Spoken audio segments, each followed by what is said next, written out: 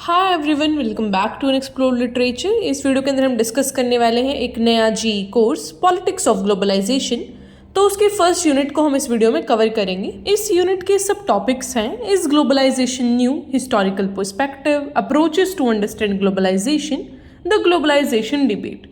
तो ये सारे इस वीडियो में कवर करने वाले हैं हम। अगर आपने अभी तक चैनल को सब्सक्राइब नहीं किया है तो पहले वो कर लीजिए and also share this video with your friends. Alright, so now let's start with the concept कि ये जो ग्लोबलाइजेशन है एक्चुअल में वो होता क्या है। ग्लोबलाइजेशन का मतलब होता है एक प्रोसेस जहाँ पे आपकी जो कनेक्टिविटी है वो या फिर इंटरडिपेंडेंस बढ़ जाए डिफरेंट इकोनॉमीज, कल्चर, सोसाइटीज़ और कंट्रीज़ के बीच में। आसान भाषा में कहें तो जब आपस में सोसाइटीज़, कल्चर, इकोनॉमीज़ कनेक्ट होती हैं या फिर एक दूसरे पे इंटरडिपेंडेंट होती हैं। मतलब कि फॉर एग्जाम्पल हम आईफोन की बात करते हैं। अब आईफोन है वो एक देश में तो बनता नहीं है, किसी देश में उसका कुछ पार्ट बनता है, किसी में कुछ बनता है। तो अगर एक देश भी कुछ प्रॉब्लम फेस कर रहा है तो आईफोन का जो मैन्युफैक्चरिंग है वो हैम्पर हो जाएगा। इसी तरीके से बहुत सारे जो व्हीकल्स हैं वो बनते हैं। तो यही होता है ग्लोबलाइजेशन, जब हम एक दूसरे पे डिपेंडेंट हो जाते हैं और हमारा एक दूसरे के बिना काम नहीं चल सकता। इसमें क्या रहता है, फ्लो ऑफ गुड्स होता है, सर्विसेज होता है, कैपिटल, आइडियाज़, इंफॉर्मेशन टेक्नोलॉजी और ऐसा लोगों का आना जाना भी रहता है अक्रॉस नेशनल बॉर्डर्स। यहाँ पे हम बात करते हैं इंटीग्रेशन की, इंटर रिलेशंस की। तो ये तो था ग्लोबलाइजेशन।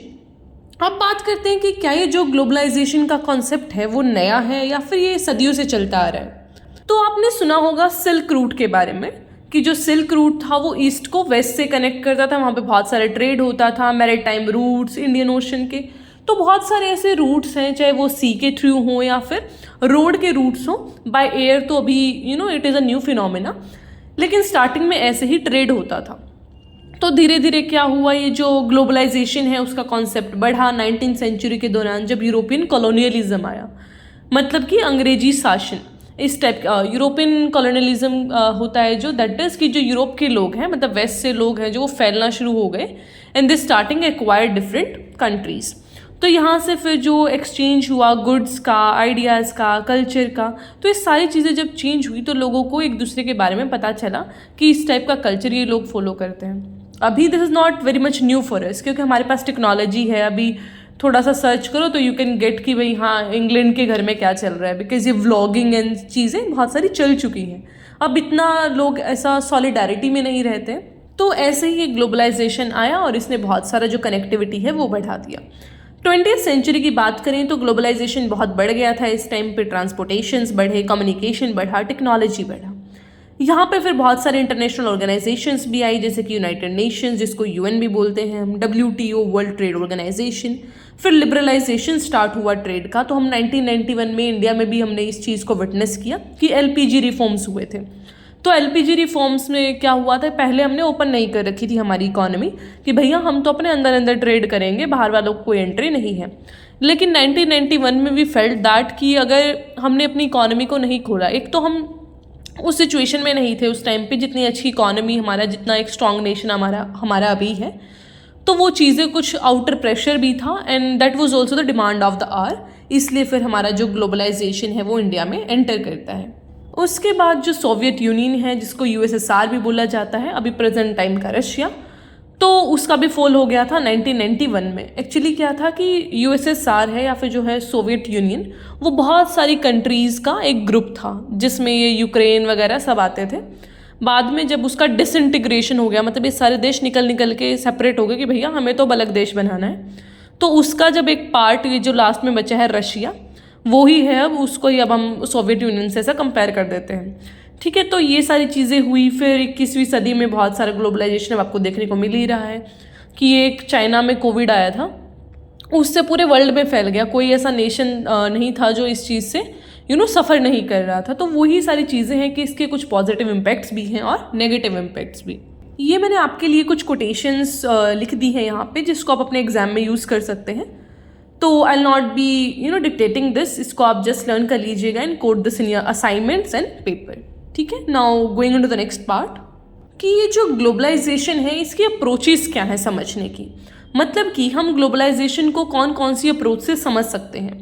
तो बेसिकली यहाँ पे मैंने 6 अप्रोचेस बताई हैं। सबसे पहली है इकोनॉमिक अप्रोच, जहाँ पे हम ट्रेड की बात करते हैं, लिबरलाइजेशन की बात करते हैं, इकोनॉमिक इंटीग्रेशन की बात करते हैं।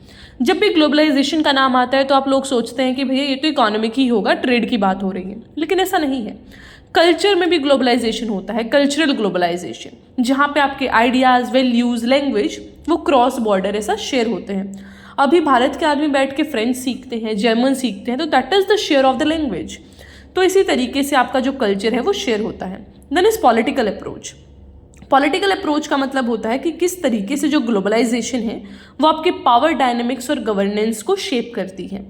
अब जब मिलिट्री कू आया यहाँ पे म्यांमार में, तो बहुत सारे जो सैंक्शंस है वो यूएस ने उसको डराने का कोशिश किया कि यार अगर आप अपना ये डेमोक्रेसी इंस्टॉल नहीं करेंगे तो हम आपके ऊपर बहुत सारे क्या कर देंगे, ऐसा सैंक्शंस लगा देंगे। लेकिन इंडिया ने कैसे उसमें इंटरवीन किया? मामला म्यांमार का है लेकिन सिरदर्दी सबने उठा रखी है। Are you getting the thing कि मतलब एक नेशन अब आइसोलेशन में नहीं रह सकता है, उसको सबसे कनेक्टिविटी रखनी पड़ती है, because they have to do trade और बहुत सारी चीज़ें होती हैं एक इंटरनेशनल फोरम पे। Then is social approach. Social approach में हम इनइक्वालिटी की बात करते हैं, पॉवर्टी की, माइग्रेशन की, तो ये जो सारी चीज़ें हैं वो ग्लोबलाइजेशन के अंदर आती हैं। फिर आता है इन्वायरमेंटल अप्रोच की, क्या इम्पैक्ट हो रहा है इन्वायरमेंट पे ग्लोबलाइजेशन की वजह से, पोल्यूशन, डिफोरेस्टेशन, ये सारी चीज़ें। फिर लास्ट है टेक्नोलॉजिकल अप्रोच। तो टेक्नोलॉजिकल अप्रोच का मतलब है कि क्या क्या टेक्नोलॉजिकल इनोवेशंस हो रही हैं, क्या क्या नए नए जो टेक्नोलॉजीज़ हैं वो आ रही हैं, तो that comes under technological approach. अब एक डिबेट चलता है कि क्या ये जो ग्लोबलाइजेशन है वो अच्छा है या बुरा है। अब उसके बारे में डिस्कस करते हैं। अगर इसके फेवर में बात करें तो ये इकोनॉमिक ग्रोथ करता है, मतलब कि जो अलग अलग देश है वहाँ पे जॉब अपॉर्चुनिटीज़ प्रेजेंट करता है, वहाँ की एफिशिएंसी को बढ़ाता है। क्योंकि एक तो काम हम कर रहे हैं अपने हाथ से, तो मशीनें आई वेस्ट से, तब हमारा जो एफिशिएंसी है वो कितना ज़्यादा बढ़ा। एक्सेस टू मार्केट्स देता है, मतलब कि आप अपने देश में नहीं बेच रहे हो अपना सामान, बाहर के देशों में भी बेच रहे हैं। फिर ग्लोबल कोऑपरेशन करता है, मतलब कि आपको जो भी काम करना है अपने देश में आप गलत नहीं कर सकते, बिकॉज आप अब आंसरेबल हैं बहुत सारे फोरम्स को जो कि इंटरनेशनल लेवल पे है, and even to the super powers at time. वो हेजीमनी भी बन जाता है, वो अगेंस्ट में आ जाएगा, लेकिन it leads to global cooperation. Then is against के पॉइंट्स कि क्या क्या इसके खिलाफ है, मतलब क्या क्या गलत करता है ग्लोबलाइजेशन। एक तो है इनकम इनइक्वालिटी। कुछ देश तो बिल्कुल अमीर बन गए हैं और कुछों को इन्होंने लूट लूट के खा लिया है, जैसे कि यूएसए एंड अफ्रीका में कुछ डेवलपमेंट नहीं हो रहा है, बस सामान का डंपिंग किया जाता है। ठीक है। देन इज जॉब डिस्प्लेसमेंट, की जो आपकी जॉब्स हैं वो खा रहे हैं ये। अभी जैसे एआई आ रहा है एंड बहुत सारी चीज़ें, जैसे कि मशीन की डेवलपमेंट होती है, टेक्नोलॉजी आती है, तो उससे फिर जॉब डिस्प्लेसमेंट होता है। कल्चरल होमोजेनाइजेशन, तो पहले क्या था, अलग अलग देश का अलग कल्चर था, प्रिजर्व था, लेकिन जैसे हमारे बॉर्डर्स खुले हैं, ट्रेड होना शुरू हुआ है, तो सारा कल्चर ही एक बन गया, सभी लोग ब्लू जीन्स ही पहनते हैं। I think you are getting this blue jeans वाला कॉन्सेप्ट, जैसे कि यूएसएसआर में लोगों ने प्रोटेस्ट करने के लिए जीन्स डाला था, तो दैट इज़ द थिंग, मतलब कि यूएसए का डोमिनेंस ये शो करता है। देन इज इन्वायरमेंटल डिग्रेडेशन, कि इसकी वजह से बहुत सारे पेड़ वेड़ कट रहे हैं, तो वो सारी चीज़ें। Then is exploitation of labourers, कि जो ग्लोबलाइजेशन है बस वहाँ पे हम पैसे पे ध्यान दे रहे हैं, सोशल कैपिटल का कोई ध्यान ही नहीं है। लॉस ऑफ सॉवरेनिटी, आप अपने डिसीजन सब खुद नहीं ले रहे हैं, हर किसी चीज़ में यूएसए आके खड़ा हो जा रहा है। हाँ भाई, वाटर ट्रीटी करना है तो यूएसए करवाएगा, बॉर्डर शेयरिंग के डिस्प्यूट है यूएसए करवाएगा, तो वही सारी चीज़ें हैं कि एक नेशन अपनी हेजेमनी बना ले रहा है।